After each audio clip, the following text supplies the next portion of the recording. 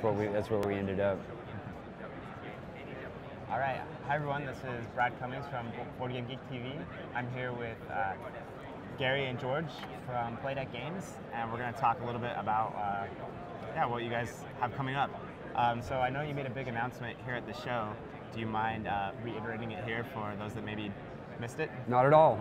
Wizards of the Coast and Playdeck have announced that we are working on Lords of Waterdeep for iOS, for tablet and phone, our universal apps.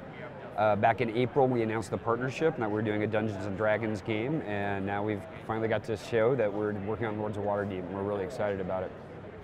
Awesome. And that's coming later this year, yes, correct? Yeah, we're telling everybody before the end of the year. It won't be December 29th. Wizards of the Coast has a playable. They're very pleased with it. We're still working on some of the interface issues in the front end, but we're well into development, so we're really happy. Great, and I know they're showing off the expansion here at the show, and that'll be coming as well. Yes, they've announced it sometime in 2014. Scoundrels of Skullport will be coming out for it, so we're really excited about that as well. Awesome.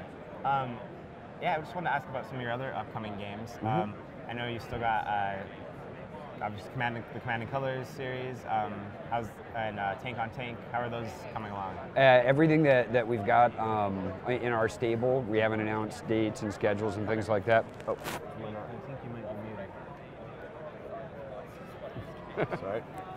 Live television. I know. No, he's not muted. You're not hearing me? Is it me? Actually, I don't think it's you. That's muted. There we go. How's that?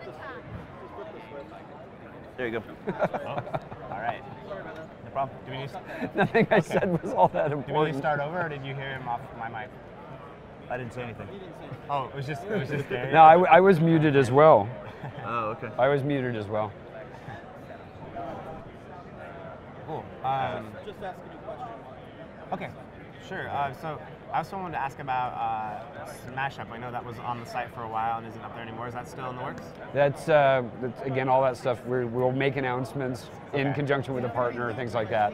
We're very careful about what we say and where, because of course you don't want to set expectations that then you have to go back on later in terms of schedule and features and things like that. We've always just been really dedicated to doing the best job we can.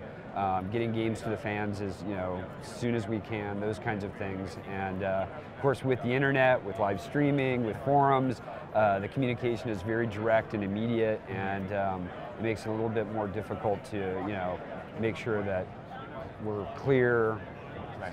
And long time horizons, things like that. A lot happens in development, so we really hate being in the position of saying one thing and then having to go back on something. Okay, that makes sense.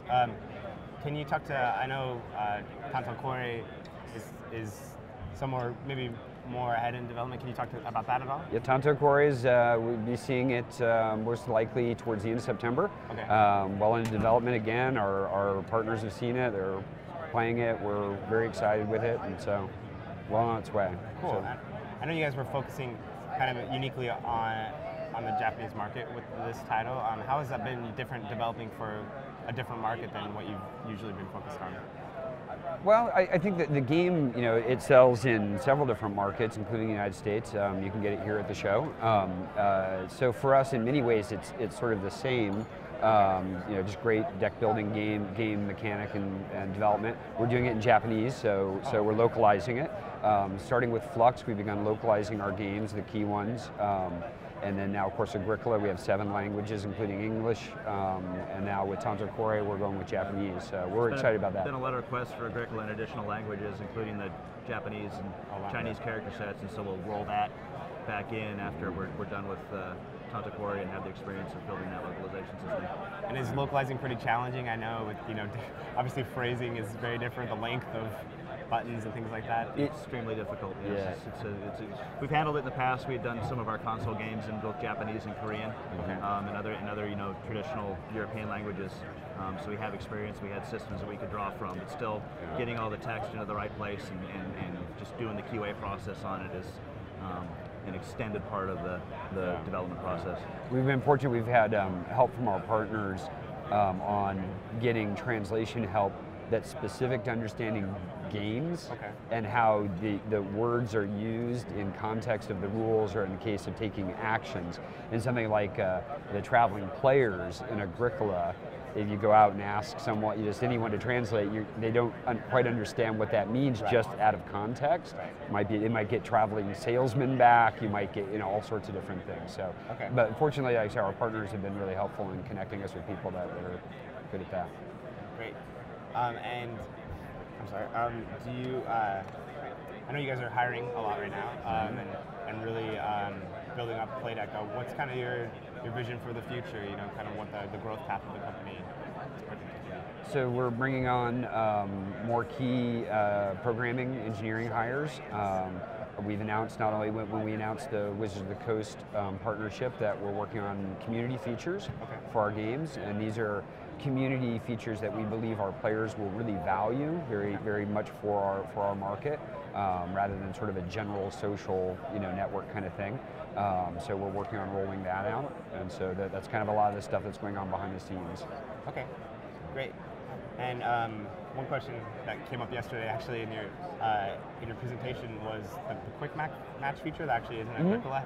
Can you talk about that for a little while, since that's something that It was something we tried to get around the common problem of having people create a game and then other people will join it and have to wait for that game to start. People use a 30-minute timer and wait 4 hours before they start the game. And so it was an attempt to try and make people find a match in a reasonable amount of time, where you can say, I only want to wait for 15 minutes, and if you can't find a game for me, don't put it on my list of games that will start in the middle of the night, just to try and kind of ease the process of finding a game.